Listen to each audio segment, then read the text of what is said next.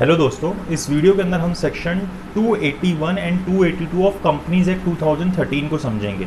मतलब कि हमने सेक्शन 270 से स्टार्ट किया था यहाँ पे वाइंडिंग अप, जहाँ पे हम समझ रहे थे कि कंपनी की वाइंडिंग अप कैसे होती है ट्रिब्यूनल के द्वारा।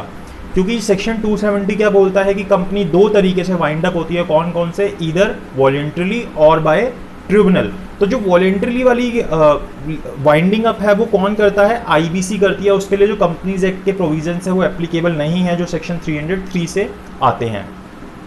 अब ट्रिब्यूनल जब वाइंडिंग अप करती है तो वो कंपनीज एक्ट के हिसाब से ही करती है, कंपनी एक्ट ने ही पावर दे रखी है। और उसके कुछ ग्राउंड्स होते हैं, वो 5 ग्राउंड्स है जिन बेसिस पे कर सकती है आईबीसी। मतलब कि इंसॉल्वेंसी, बैंकरप्सी कोड 2016 के आने से पहले ये ग्राउंड्स कितने थे? 7 थे। लेकिन on the basis of debts और जो चैप्टर 19 है कंपनीज एक्ट का, उसके बेसिस पे अब जो ट्रिब्यूनल है उसके पास ये पावर नहीं है कि वो वाइंडिंग अप का प्रोसीजर स्टार्ट कर सके। जब एक बार वाइंडिंग अप का प्रोसीजर का ऑर्डर किया जाता है तो वहाँ पे कंपनी लिक्विडेटर या प्रोविजनल लिक्विडेटर अपॉइंट होता है।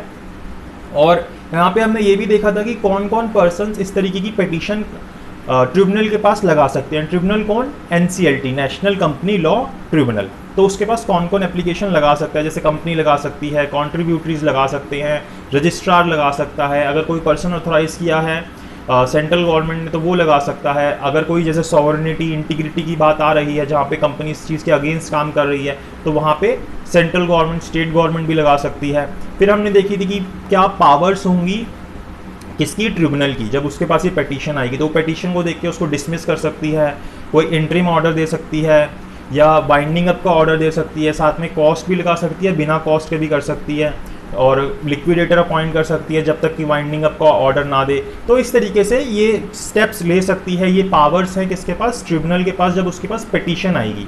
वाइंडिंग अप का मतलब हमने समझा था और डिसोल्यूशन का मतलब हमने समझा था कि वाइंडिंग अप और डिसोल्यूशन में क्या फ़र्क होता है।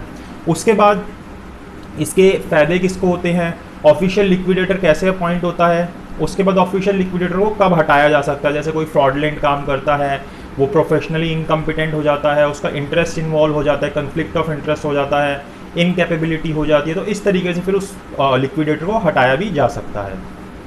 और हमने ये देखा था कि स्टे ऑफ सूट हो जाता है, कि मतलब कि कोई भी सूट नहीं किया जाएगा जब एक बार वाइंडिंग अप का ऑर्डर हो जाएगा। लेकिन सुप्रीम कोर्ट और हाई कोर्ट की प्रोसीडिंग्स के ऊपर ये चीज़ एप्लीकेबल नहीं होगी। अगर कोई प्रोसीडिंग चल रही होगी वो रुक जाएगी, लेकिन अगर सुप्रीम कोर्ट और हाई कोर्ट में कोई प्रोसीडिंग चल रही है तो वो नहीं रुकेगी।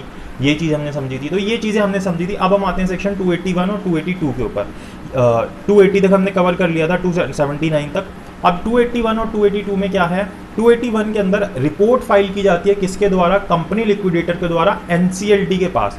और 282 के अंदर उस रिपोर्ट की बेसिस पे जो हमारी एनसीएलटी होती है, जो हमारी ट्रिब्यूनल होती है, वो स्टेप्स लेती है।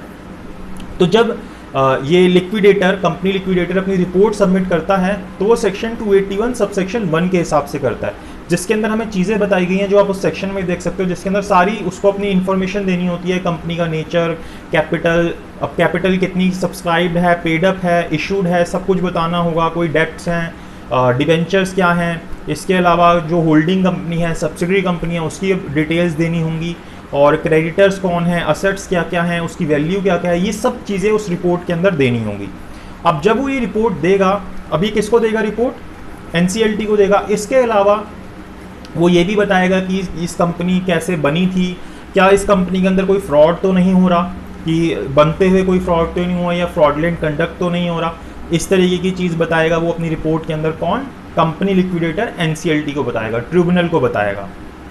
इसके अलावा वो अपनी रिपोर्ट बाद में और भी दे सकता है। एक बार रिपोर्ट दी, उसको लगता है कि अभी फर्दर रिपोर्ट देने की ज़रूरत है और इन्फॉर्मेशन देने की ज़रूरत है, तो उसको कोई रोकेगा नहीं इस चीज़ से।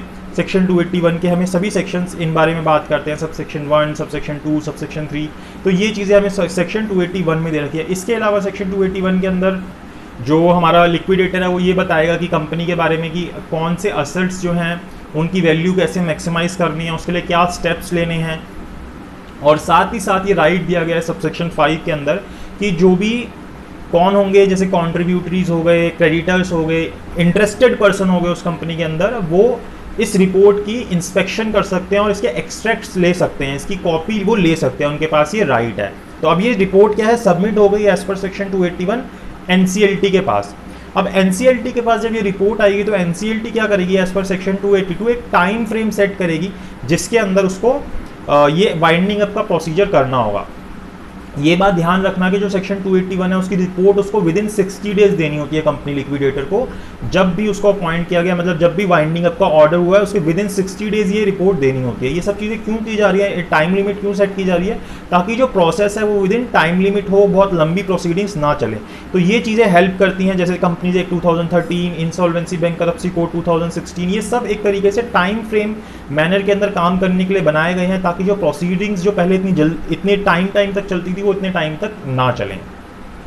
तो अब 60 डेज के अंदर ये रिपोर्ट सबमिट जब की जाती है एनसीएलटी के पास, अब एनसीएलटी डिसाइड करता है कि वाइंडिंग अप प्रोसीजर कितने टाइम में हो जाना चाहिए। अब ये जो टाइम पीरियड है ये जो ट्रिब्यूनल होती है बड़ा घटा सकती है अगर कोई कॉन्ट्रीब्यूटरीज, क्रेडिटर्स, इस तरीके के लोग बोलते हैं कि इससे कोई इकोनॉमिकली या किस तरीके के कोई नुकसान हो रहे हैं, तो वहाँ पे टाइम ये बढ़ाया घटाया जा सकता है। तो ये पावर किसके पास होती है, ट्रिब्यूनल के पास होती है।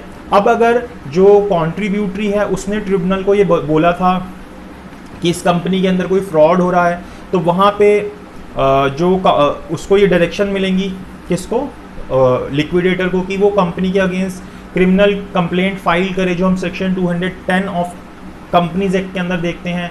सेक्शन 229 से कौन सा होता है, सेक्शन 339 से 342 जो सेक्शन होता है उसके अंदर जो एक्शंस होते हैं वो लिए जाए। इसके अलावा जब इस तरीके से जब एनसीएलटी के पास रिपोर्ट आती है तो एनसीएलटी वो स्टेप्स बताती है कि जो कंपनी के एसेट्स हैं उनकी वैल्यू मैक्सिमाइज हो जाए, ताकि जब उन एसेट्स को बेचा जाए और लायबिलिटीज़ को फिर उससे पे किया जाए तो जो भी मेंबर्स हैं उनको उसमें से प्रोपोर्शनेटली लॉ के हिसाब से उनको अपना पार्ट मिल सके। और इसके अलावा अगर और कोई ऑर्डर ठीक लगता है किसको, ट्रिब्यूनल को, तो वो ऑर्डर भी दे सकती है जो भी उसको ठीक लगता है एज इट थिंग्स फिट्स। तो ये सारी चीज़ें हमने सेक्शन 281 और 282 में दे रखी है। जब हम वाइंडिंग अप का प्रोसीजर कर रहे हैं तो हमने क्या किया, पिटीशन लगाई, उसके बाद हमने देखा एनसीएलटी के पास क्या पावर है, फिर वो ऑफिशियल लिक्विडेटर को अपॉइंट करेगी, ऑफिशियल लिक्विडेटर अपनी रिपोर्ट सबमिट करेगा। इस दौरान सेक्शन 279 के हिसाब से स्टे ऑर्डर लग जाएगा कि कोई भी सूट फाइल नहीं होगा, कोई भी प्रोसीडिंग नहीं चलेगी, लेकिन सुप्रीम कोर्ट और हाई कोर्ट पर नहीं होगा ये एप्लीकेबल।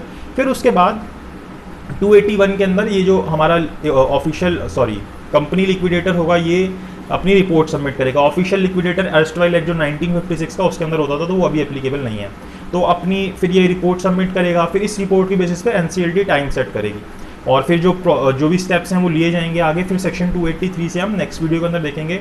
हम छोटी छोटी वीडियोस के अंदर कोशिश करेंगे कि आपको कंपनीज एक्ट के जो प्रोविजंस हैं वो समझ आए और आप अपनी अगर प्रैक्टिस एनसीएलटी में या कॉर्पोरेट प्रैक्टिस करना चाहते हैं तो वो ईजिली कर सके। आई होप आपको ये वीडियो समझ आई हो, और जिसको भी ये टॉपिक समझना हो उसके साथ इस वीडियो को ज़रूर शेयर कीजिएगा, इस वीडियो को लाइक कीजिएगा और चैनल को सब्सक्राइब ज़रूर कीजिएगा।